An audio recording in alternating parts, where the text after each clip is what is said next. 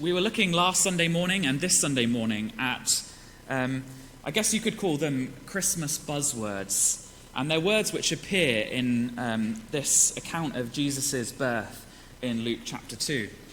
You might remember that last week we considered joy and how Christmas can bring joy even in the world that we live in.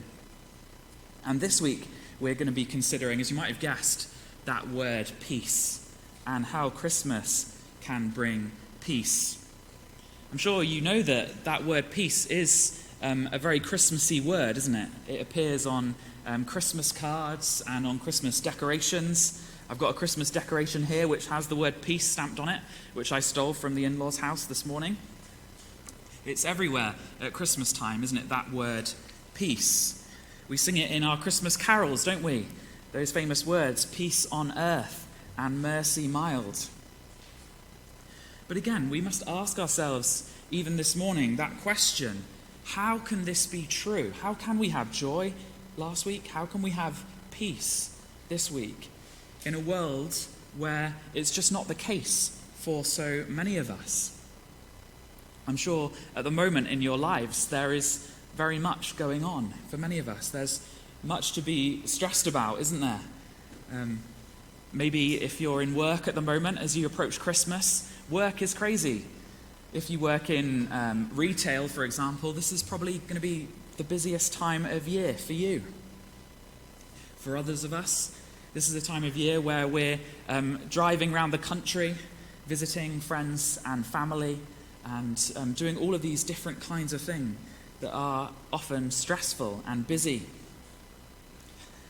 And we think, how can we have peace at this time of year? Peace which we're told we should have at this time of year when so many of our loved ones are suffering or are isolated. How can we have peace when we turn on the news or open the newspaper and see all of the different headlines? How can we know what's going to happen this coming week? How can we know if we're even going to be able to see our loved ones on Christmas? In all of this, how can we have peace? As we've heard this morning, we live in a world where we're confronted by loss and by grief regularly. And as we consider death, how can we have peace in the face of death itself? How can we have peace? How can we sing, as the Christmas carol says, peace on earth? And more than singing it, how can we find it for ourselves? Well, we're told in chapter 2, verse 14, as Uncle Trev reminded us, this is the song that the angels sang. Chapter 2, verse 14. Glory to God in the highest heaven, and on earth peace to those on whom his favor rests. So the angels that first Christmas told the shepherds that because of Jesus' birth, peace on earth had come. Peace on earth had come. And who did it come to? Well, we're told it comes to those on whom his favor rests. Or as, the version that Trev quoted us, those on whom God's put his goodwill, to whom his goodwill has come. And what does that mean, goodwill, or to those on whom his favor rests? Well, it means that peace on earth comes to those who experience God's grace. It comes to those who have experienced God's grace. And of course, the pinnacle of God's grace is what we see at that first Christmas and in the life of Jesus. The pinnacle of God's grace is him sending his own Son to earth to become man, to walk among humanity, to live and to die and to rise again, to bring salvation to mankind, to all who would trust in him. And this is exactly what Simeon tells us in verses 29 to 32, isn't it? Verse 29, Simeon says, Sovereign Lord, as you have promised, you may now dismiss your servant in peace. Why?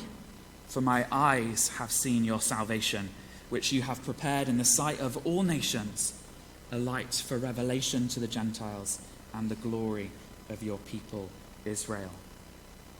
Simeon knew that he could now have peace. He could even die in peace because his eyes had seen God's salvation in Jesus. He had seen Jesus the child, the God-man, the one who had come to bring salvation, and with salvation, peace. Peace. It's Jesus that brings God's grace, that brings God's favor, who brings it in himself as the God-man, and who brings it in salvation. And along with salvation, peace. Peace to all who will receive Jesus and the salvation that he offers. You see, both salvation and peace come when God and humanity are reconciled, when God and humanity have their relationship restored. That is what salvation is, and it is there that peace is found, when God and humanity are brought back together. Now, this Christmas, some of us will be faced with a question, and that question is not a very important one, but it's, do you want to have cranberry sauce on your Christmas dinner? Some of us will be of the opinion that sweet and savoury things do not go together. They should be kept separate, while others of us will think that they are a wonderful combination that is most appropriate. So sweet and savoury, do those things go together at Christmas time or at any time? That's a question we'll have to deal with this Christmas. And the question in this case is, does deity and humanity belong together? Can they go together? Well, Jesus answers that question in his own person. The person Jesus tells us, shows us that God and humanity can go together, because he himself, in his person, is God and man, truly God, truly man, fully God and fully man, together in one person. He unites humanity to himself, showing us that God and humanity can indeed go together. And that truth ushers in a new dawn, that God and humanity can be at peace, can have salvation and dwell together. In the person of Jesus, humanity and God dwell together in closer relationship than they have ever been before. We think back to the start of time, to the Garden of Eden and the creation. And there in the Garden of Eden, we're told that God created the first humans, Adam and Eve, and that there in the garden, God himself walked with them. They knew relationship together. There was no sin. There was just unbroken fellowship with God. But then what happened? Well, humanity was tempted and turned away from God. They rejected God. They fell. That's what we call it, the fall. They became separated from God because they'd chosen for themselves a path of rejecting God, rejecting the holy God, as Trev told us about. And rejecting the holy and perfect God is to choose sin, to choose wickedness, to choose everything that is unlike God and who he is. And the result of that is a cursed creation, a fallen world. It's death and disunity, the opposite of everything that God himself is. When we read the Gospel of Luke, we're reading quite far through the Bible, aren't we? We're quite a long way through the Bible. And all of the story of the Bible so far, from Genesis chapter 3, right at the beginning, where we're told about the fall, all the way through until the Gospels, where Jesus arrives. All the way through that big section of the Bible, we're told about ways that God has made for humanity and God to dwell together, to have relationships restored. But in all of these passages through the Bible, all of these earlier sections, the way is difficult for man and God to dwell together. There's separation there. Every way that man has to be able to dwell with God is difficult. They're reminded that there are ceremonies and different things that they have to do so that they can dwell with God. There's separation there because God is holy and humanity is unholy. There's separation there. But then when Jesus comes, he brings God and man together. Firstly, in himself, in who he is. God and man come together. And then in what he came to do, in living and dying and rising again, he makes a way for all of us, all people who will trust in him to dwell with God. In all of this, we can have salvation through Jesus, and with salvation, peace. It comes through Jesus, the God-man, who brings God and humanity together in himself, and then through what he does in living, in dying in the place of sinners, and in rising again to give them life. As we've heard, the cause of the separation between God and humanity was sin. It was rejecting God himself, rejecting God's way for the world, and turning away from that, rejecting God. And the punishment of rejecting God, as we were told by Trev, is death. Death and punishment. And the side effects of sin are the broken, cursed world that we live in, that is so full of suffering and disunity and discord, and where peace is so hard for us to find. But in Jesus, we have a way back to relationship with God. And in relationship with God is where we can find a true and lasting peace. Peace on earth to those on whom his favor rests. The good news of Christmas is that Jesus came to earth as the God-man to live and to die and to rise again, that we might have a way that we can dwell with God, that we can have relationship with God. And that's what we were created to have. Like Adam and Eve, we were created for relationship with God, to know him and to love him, and more than that, to be known and loved by him. But instead we've turned away and we've rejected him and we've gone our own way, and there's no lasting life apart from God. There's no true and lasting peace apart from God. There's no true and lasting hope apart from God. But in Jesus we have all of these things. We have life, and we can have peace, and we can have hope of a future.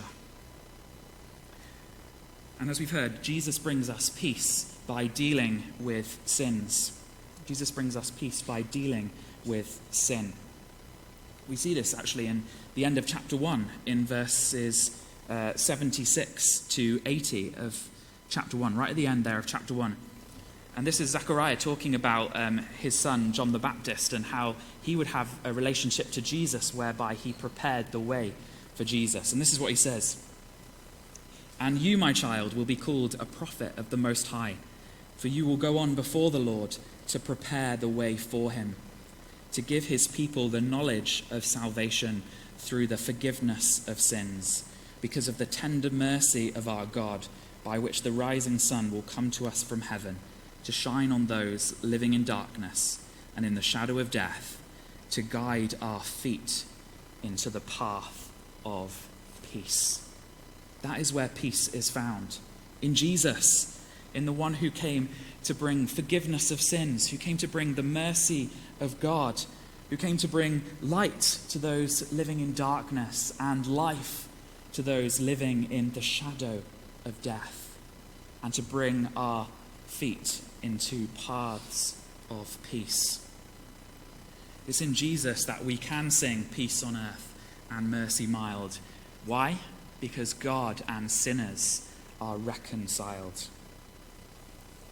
And so at this point we have to ask a question, don't we? There's a glaring question, an elephant in the room, if you will. And it's this. If that's what Jesus came to do 2,000 years ago, if Jesus came that we might have peace, then why is the world still the way that it is? Why are our lives still the way that they are? Why does peace feel so far away? Why is peace so hard to find? I'm sure if many of us consider our own lives right now, there's a moment that we're looking forward to in the future where we are looking forward to that moment because it's going to change something. I know I often think to myself, if I can just get through this week, then next week will be quieter. How often have you found yourself saying that? If I can just get through this week, everything will change and it will be quieter next week. And then what happens? Well, next week comes around and Monday afternoon and you say to yourself, if I can just get through this week, next week will be quieter. Jesus' birth supposedly changes everything. So why does the world still look so similar for us? It's probably not too dissimilar to the world that the shepherds and the wise men experienced, that Mary experienced, that those characters that we see in this passage experienced. I'm sure those shepherds went and they saw the baby Jesus, didn't they? And they rejoiced because it was just as they'd been told. They'd seen the God-man. They'd seen God's salvation. But then they went back to their lives, didn't they? They went back to keeping their flocks. And I'm sure as they went on through life, they experienced difficult circumstances. They experienced loved ones passing away. They experienced a world that was still in turmoil in many ways. Just as it is for those of us who are here this morning. Why is that? Well, Jesus came to bring peace between humanity and God. As we've heard, he does that firstly in his own person as he brings God and man together in himself. And he brings it through his life and death and resurrection for those who are trusting in him. And as we look at the world around us, all the conflict and suffering that we see is a result of sin. It's a result of the fall. The world that we live in is cursed. And it's suffering from the effects of a broken relationship with the God of peace. And so Jesus came to bring peace to those who are trusting in him by dealing with sin. And that peace, first and foremost, is peace between God and humanity, between God and those who are trusting in him. You see, those who are not trusting in Jesus are under his wrath. They're facing his punishment because they have rejected him and they're not in right relationship with him. But those of us who are trusting in Jesus are at peace with God. We have no punishment to fear because Jesus has taken all the punishment for us. We only have eternal life with God to look forward to. That is the peace that we have.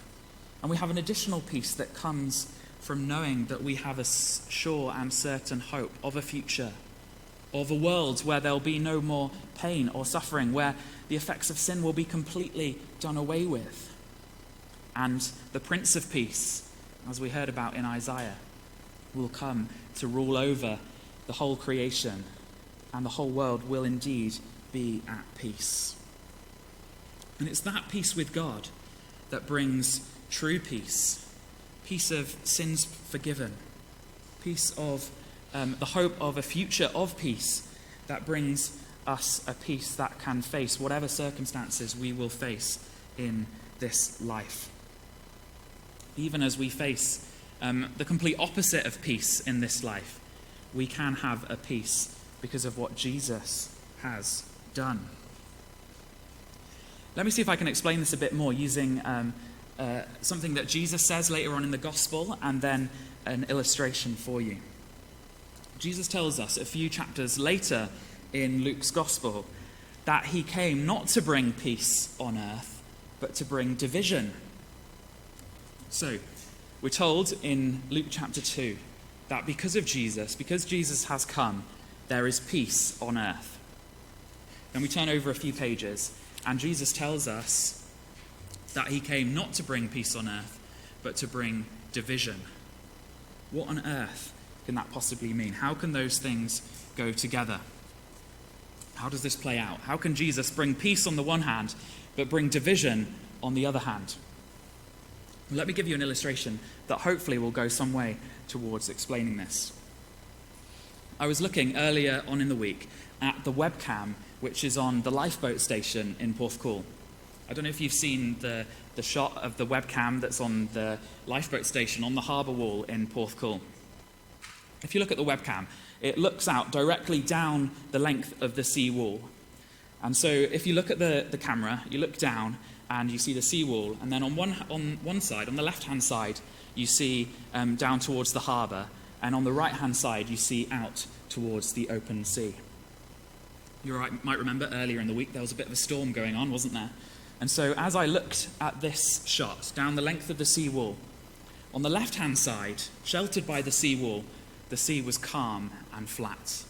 the sea was at peace, if you like. On the right-hand side, where the open sea was coming from, there was massive waves going. I'm sure we've seen the shots, haven't we, of when there have been storms and the waves are crashing up against the microphone, against the seawall. On one side, there was a calm sea. On the other side, the sea was raging. There were big, huge waves. Jesus is, in some ways, like that seawall. On the one hand, he brings peace and protection to those people who are trusting in him. On the other hand, to the rest of the world more generally, he causes waves and crashing against him. He brings a division. As we've seen, conflict comes from the crashing together of God and his perfect holiness on the one hand, and humanity's sin on the other hand, which is completely unlike him. When you put those things together, God's holiness and humanity's sin together, there's a colliding together. They don't go together. But those who are trusting in Jesus can have peace because their sins have been dealt with. Their sins have been done away with. There isn't that conflict and contrast. Instead, there is peace. But if we're not trusting in Jesus, then we're on the other side. We're in direct conflict with everything that Jesus is. We cannot have peace because we are under God's judgment. We need to trust in Jesus and find peace with God. To those of us who are trusting in Jesus, we can have peace. Now, of course, if you were to go and stand on that sea wall, you would still get hit by the effects of the waves coming over, wouldn't you? And the truth is that even those of us who are at peace with God are going to have to suffer lots of unpeaceful things as we go on through life. You see, trusting in Jesus doesn't just magically make our lives better. We don't just have plain sailing for the rest of our lives. No. We're still living in a world that is ravaged by sin and its effects. We're still people who will have to deal with sin and its effects in ourselves. But in all of this, we have peace with God. We can have peace with our consciences as we know that sins are forgiven in us. We can have peace with God, and we can have the peace that comes from knowing we have a sure and certain future, a hope of heaven with Jesus, with God for the rest of our days. And so this Christmas, as we consider our lives, as storms rage in our lives for many of us, as we deal with grief and loss and pain, as we deal with physical and mental problems, we can have peace because Jesus has overcome. Jesus has overcome sin. Jesus has overcome death for all who trust in him. And Jesus, we're told, has overcome the world so that one day the whole world might be made new through him. Jesus says in one of the other Gospels these words. He says to his disciples, and they apply to us as well, "I have told you these things so that in me you may have peace. In this world you will have trouble, but take heart, I have overcome the world." That's the hope that we have this morning. That's the hope that we have because of the first Christmas. That yes, in this world we will have trouble. Pandemics will rage on around us. We'll get bad news about our health, about the health of our loved ones. We'll face anxieties and difficulties. We'll face, as we've heard this morning, grief and loss. And as we think about those things, we have a choice. We have a choice this Christmas. We can find peace in and through Jesus, or we can try and find our peace from somewhere else this Christmas. That's the choice that we have. We can trust in Jesus and find that peace that can last, or we can turn to other things to try and find peace. We can turn to things that will numb our pain for a while. We can turn to things that will help us forget about our suffering for a while. Or we can turn to Jesus and find peace. Peace that comes from sins forgiven. Peace of a relationship with the all-powerful God of the universe. You see, peace comes to us not in the absence of trials or difficulties, but in the presence of God. Peace comes to us not in the absence of difficulties, but in the presence of God. And that's because salvation, which is where peace is found, is God and humanity dwelling together. It's there that peace is found, in a restored relationship with God, in who he is and in all that he's done for us. As I was preparing for this week, I was reminded of two contrasting examples of this from the Bible. The first one is Luke chapter 8. I'm sure all of us and even the kids know the story of Jesus calming the storm. Do you remember the story of Jesus calming the storm? He's in the boat with his disciples, isn't he? And there's a storm raging on. And his disciples are getting a bit frantic because they're worried about what's going to happen. And can you remember what Jesus was doing? He was sleeping, wasn't he, in the bottom of the boat. And so the disciples wake him up and tell him to do something. They say, "Don't you care if we all drown?" And so Jesus gets up and he calms the storm, and the world is at peace.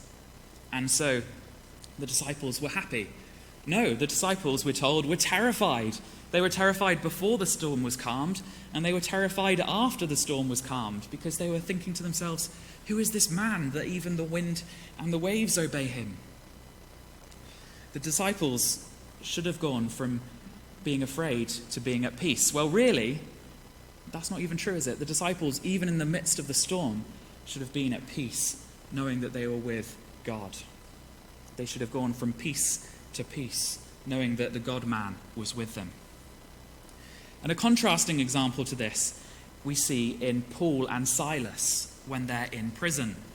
Paul and Silas are arrested and they're beaten and they're chucked into the inner cell of a prison. For all they know, they're going to be killed. And yet, what do we see Paul and Silas doing in that moment? They're together singing hymns and rejoicing. Why? Because they have peace. Despite their circumstances, despite being beaten and chucked into prison, they have peace because they know that God is with them. And they had that peace even before they were rescued through miraculous means. They had peace knowing that God was with them.